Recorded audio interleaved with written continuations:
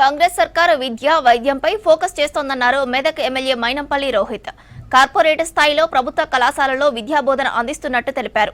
మెదక్ కలెక్టరేట్లో ఇంటర్లో ఉత్తమ ఫలితాలు సాధించిన స్టూడెంట్స్ కు ప్రతిభా పురస్కారాలను అందజేశారు.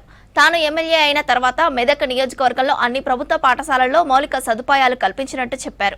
రామాయంపేటలో 200 కోట్లతో 20 ఎకరాల్లో యంగ్ ఇండియా రెసిడెన్షియల్ పాఠశాలను మంజూరు చేస్తున్నట్టు తెలిపారు.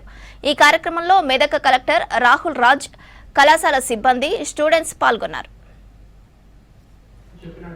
మరి కష్టపడి చదువుకొని వాళ్ళ టాప్ చేసిన స్టూడెంట్స్ కి విద్యార్థులకు అందరూ కూడా మరి పేరున మనస్ఫూర్తిగా హృదయపూర్వకంగా అభినందనలు. అదేవిధంగా I like to congratulate each and every student here.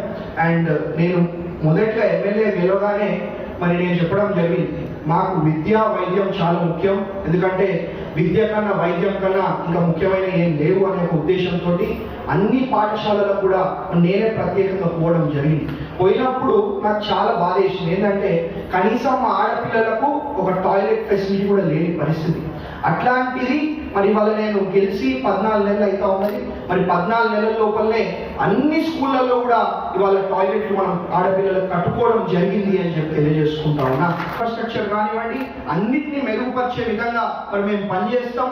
మీకు ఎటువంటి సమస్యలు, ఎటువంటి కష్టాలు లేకుండా మరి మీకు అండగా ఉంటూ మరి మీరు మంచిగా చదువుకొని ఉన్నతమైన స్థానానికి పోయే విధంగా మేము కూడా మరి మా సహాయ సహకారాలు మీకు అందజేస్తామని చెప్పి మీ అందరూ కూడా మాటిస్తూ, మరి ఇదే కాదు, విద్యలో భాగంగా మరి పక్కనే రామాయణపేట మెయిన్ రోడ్ లో 20 నుంచి 25 ఎకరాలలో మరి మన భవిష్యత్ తరాలు, మన పిల్లలు, మన విద్యార్థులు మంచిగా చదువుకోవాలా, ఉన్నతమైన స్థానాలకు పోవాలనే ఒక ఉద్దేశంతో మరి 20 నుంచి 25 ఎకరాలలో దాదాపు 200 కోట్లతోటి మనం యంగ్ ఇండియా ఇంటిగ్రేటెడ్ స్కూల్ కూడా మన మెదక్ నియోజకవర్గం తెచ్చుకోవడం జరిగింది అని చెప్పింది.